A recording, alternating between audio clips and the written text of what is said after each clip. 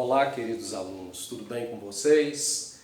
Olha só, hoje nós vamos discutir, iniciar uma discussão sobre a sociologia weberiana, né?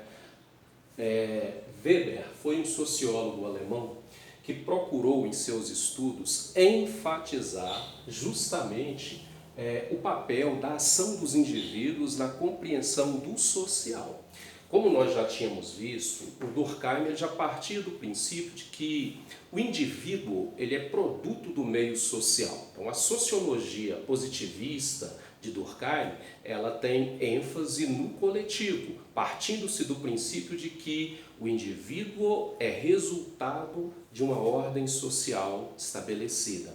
O Weber já será um pensador, cuja teoria já aponta para um caminho diferente. Ele vai partir do princípio de que eu só posso entender o todo social, a complexidade da sociedade, a partir desse detalhe aqui, a ação social. E o que é a ação social? A ação social é justamente aquilo que o sociólogo deve tomar como referência de sua pesquisa, é o objeto, portanto, de estudo da sociologia. E como ele define a ação social? Nós colocamos aqui algumas informações bem simples e diretas para a gente entender esse conceito. Primeiro, a ação social é a ação que o indivíduo pratica. Apesar de ter o nome ação social, muitas vezes nós somos assim encaminhados a pensar que é uma ação que a sociedade pratica. Não, é uma ação do indivíduo. Só que é uma ação, primeiro, que o indivíduo pratica em relação às outras pessoas, portanto não é uma ação isolada, não é uma ação desconectada com o outro, é uma ação por meio da qual o indivíduo estabelece algum tipo de comunicação com o outro. Por estabelecer uma comunicação com o outro, essa ação ela refere-se a outras pessoas. Dando um exemplo que o próprio Max Weber deu em suas obras. Ele cita um ciclista que está trafegando numa direção e um outro ciclista vindo na direção oposta. Ora, para evitar a colisão entre os ciclistas, eles desviam a rota, como se um desviasse do outro. Essa ação de desviar-se mutuamente foi uma ação social, pois um agiu em relação ao outro. Da mesma maneira, nós poderíamos colocar, por exemplo, aqui, comprar algo. Você vai comprar algo de alguém, de um comerciante, por exemplo, e algo que foi produzido por uma outra pessoa. Então, o ato de comprar, ele não é um ato isolado, não é um ato voltado exclusivamente para você. É um ato que possui todo um apelo, toda uma perspectiva, todo um caráter ou referência social. E vale dizer também que, por essa razão, a ação social apresenta um sentido. E nesse sentido, obviamente, outros indivíduos estão envolvidos ali. É igual o ato de trabalhar. Por exemplo, o ato de nesse momento eu estou trabalhando, porém a minha ação ela não refere-se única e exclusivamente à minha pessoa. Eu estou com a minha ação querendo atingir outras pessoas. Daí o caráter social da minha ação. A partir do momento em que a minha ação ela está envolvendo outros indivíduos, nela está presente outros indivíduos, logo a minha ação ela tem um status social. E nós vemos, principalmente nesse tempo em que a humanidade, o mundo está em pânico por causa do coronavírus, usar o álcool, usar o álcool em gel, usar máscaras nas relações uns com os outros, no atendimento uns com os outros, é uma ação carregada de socialidade, é um ato social. Tudo bem? Beleza então, gente? Então a primeira coisa é justamente esse conceito aqui de ação social. Ele é o ponto de partida para a gente começar a entender a sociologia weberiana. Um outro aspecto que nos cabe aqui observar na sociologia weberiana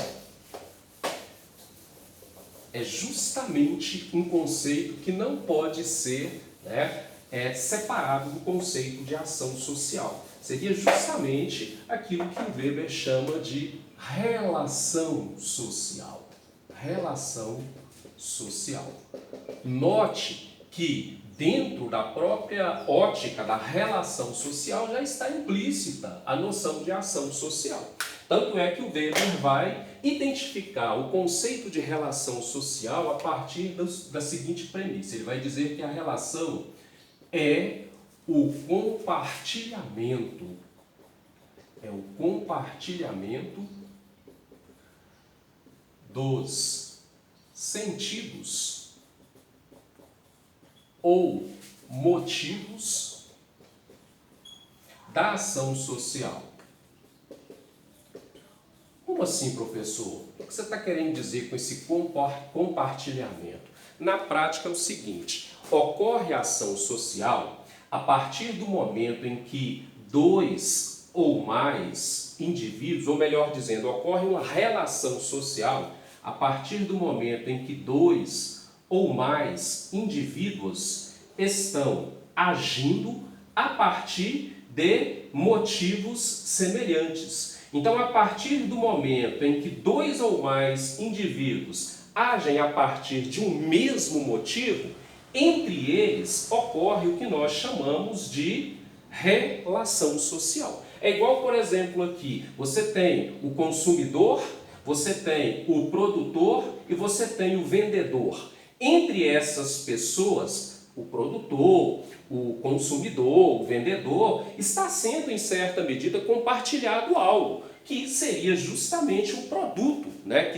Ou serviço, em certa medida, que está sendo produzido e distribuído. Então, logo entre esses indivíduos, ocorre uma relação comercial, uma relação econômica. É igual, por exemplo, aqui, os indivíduos numa sala de aula. Você tem aqui N alunos juntamente com o seu professor. Entre eles está sendo compartilhado o mesmo sentido, o mesmo motivo, que é o conhecimento. Logo, entre eles ocorre uma relação de ensino e aprendizagem, a relação pedagógica. Agora, o que é importante aqui, só para a gente concluir nesse primeiro momento, o que é importante a gente concluir, né, dessa primeira parte? Que dentro da perspectiva de Weber, a sociedade,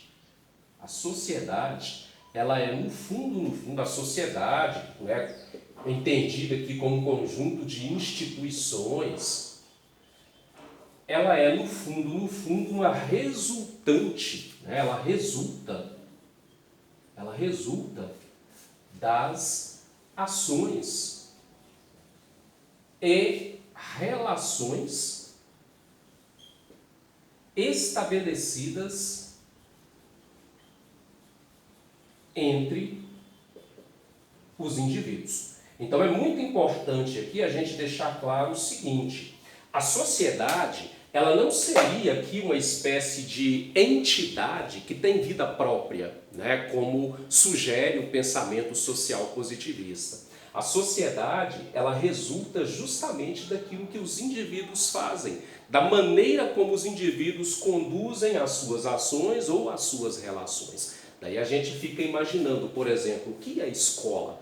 A escola nada mais é do que um conjunto de relações que os indivíduos estão praticando cotidianamente entre si. Relações essas que seguem determinados tipos de padrões, né? Relações essas que seguem determinados tipos de configurações que mais tarde o Weber vai estudar, né? Vai chamar isso aí de tipos ideais. Nós vamos estudar, portanto, já o conceito de tipos ideais, ainda nessa perspectiva da sociologia weberiana.